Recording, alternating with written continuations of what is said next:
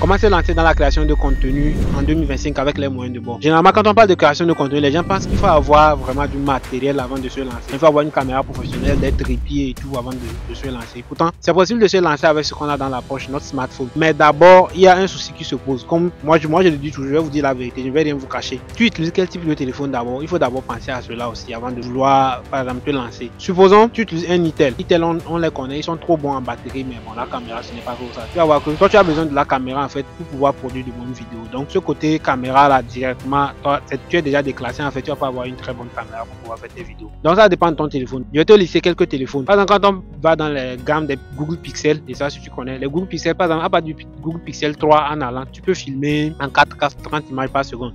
Et ça, c'est déjà très bien pour la création de vidéos, surtout sur YouTube, sur les réseaux sociaux en général, c'est déjà très bon. Maintenant, quand on quitte la gamme, on peut aller aux gammes des iPhones. Bon, beaucoup de gens disent que les iPhones sont très bons dans la vidéographie ou bien dans la photographie mobile. Moi, je ne l'ai pas essayé quand même, mais moi, je peux te le conseiller aussi parce que c'est très bon. À part de l'iPhone 11, parce qu'il faut être proche des nouvelles technologies, il faut utiliser de l'iPhone 11 à l'iPhone 16, tu peux avoir une qualité de vidéo très clean.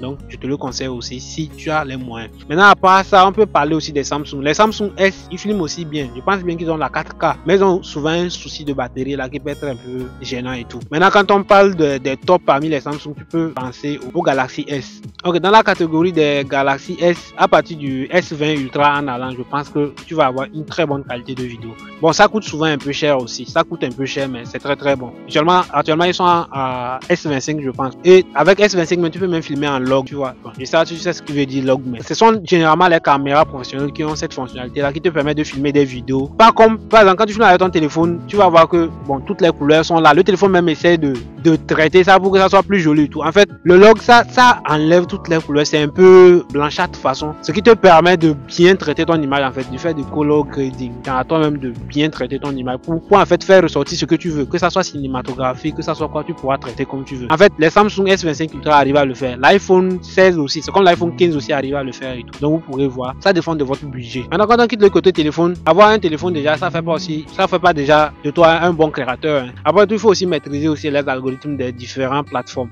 Par exemple, si c'est YouTube, tu dois maîtriser l'algorithme de YouTube. Tu dois voir exactement qu'est-ce qu'il faut faire pour avoir des vidéos YouTube que les gens voient. Parce que franchement, si tu ne maîtrises pas, tu commences pas à publier, tu vas te décourager. Parce que tu vas publier des vidéos, c'est peut-être toi et ta cousine seulement vous regardez. C'est toi, tu retournes, tu cliques sur ça, tu vas voir la vidéo, ça fait seulement 3 vues. Tu te rappelles que je suis revenu sur ça 2 fois, j'ai envoyé le lien à ma cousine, elle est venue voir. Tu vois, un truc du genre. Essaye de maîtriser les plateformes avant de filmer. Par exemple, quand on prend le cas de YouTube, je peux te dire qu'il faut savoir faire le référencement et autres. Des titres qui font que les gens vont cliquer, il faut savoir aussi faire des miniatures, tu vois. Maintenant, quand c'est TikTok aussi, il y a des trucs à faire, il y a des paramètres et tout il va falloir faire des tags à mettre et tout. Si tu ne maîtrises pas tout ça, tu vas venir publier dans le vide et tu ne fais rien en fait. Maintenant, quand on quitte le côté où il faut maîtriser les réseaux sociaux, on va tomber maintenant sur un autre point. Il faut te faire former parce que tu vas pas débarquer comme ça et puis toi, tu n'es pas super héros. Même un super héros, il va falloir qu'il s'entraîne. Exactement dans quoi? Par exemple, le montage vidéo sur le téléphone. Tu es sur la chaîne qu'il te faut, je pense, parce que j'ai beaucoup de tutos concernant le montage vidéo sur le téléphone. Même sur le PC, CapCut PC, j'ai fait des tutos que tu pourras voir. Des tutoriels simples jusqu'à même l'animation sur CapCut. Donc, tu pourras regarder, ça pourra beaucoup t'aider. Donc, il va falloir que tu maîtrises le montage vidéo, l'utilise, comment faire aussi les miniatures et tout. Tu peux ajouter des miniatures sur Instagram, sur YouTube. C'est comme TikTok. Je pense que c'est possible maintenant. C'est possible de le faire. Donc, il va falloir aussi développer ses compétences. Et pour maîtriser tout ça, tu n'as pas besoin d'aller dépenser de l'argent pour le faire. Avec ton téléphone, tu vas regarder des tutos sur YouTube, genre des vidéos comme ce genre de vidéos que je suis en train de faire là. Tu vas regarder ce genre de tutoriels, noter les trucs essentiels pour pouvoir vraiment exécuter ce que tu as appris. Un truc du genre, donc tu dois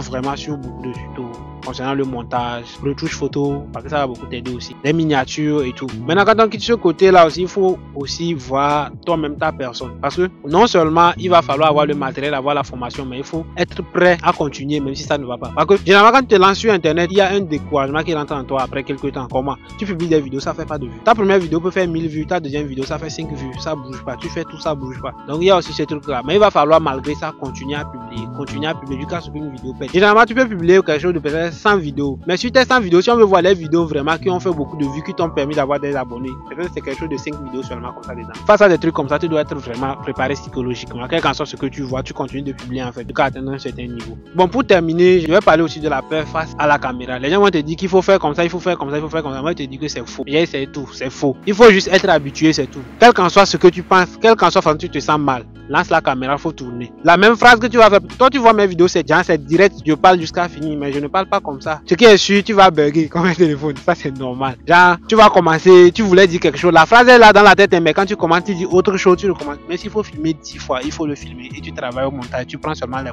bons plans, tu positionnes, tu fais ta vidéo. Avec le temps, tu vas plus t'habituer et tu vas voir que tu n'auras plus ces problèmes-là. Tu vas filmer aisément, être tranquille devant la caméra. Sinon, si tu veux suivre les astuces, tu vas toujours faire, mais ça n'avance pas. Tant que tu ne t'es pas habitué à la caméra, tant que tu n'as pas filmé plusieurs fois, c'est faux, ça va pas marcher. C'était tout pour la vidéo. Si tu aimes ce nouveau format où je parle direct comme ça, je dis les réalités, la vérité, bon, n'oublie pas de t'abonner et tout. Si tu es nouveau surtout, n'oublie pas de liker la vidéo, t'abonner. Partage la vidéo surtout à un ami qui est intéressé par la création de contenu, ça pourrait peut-être l'aider.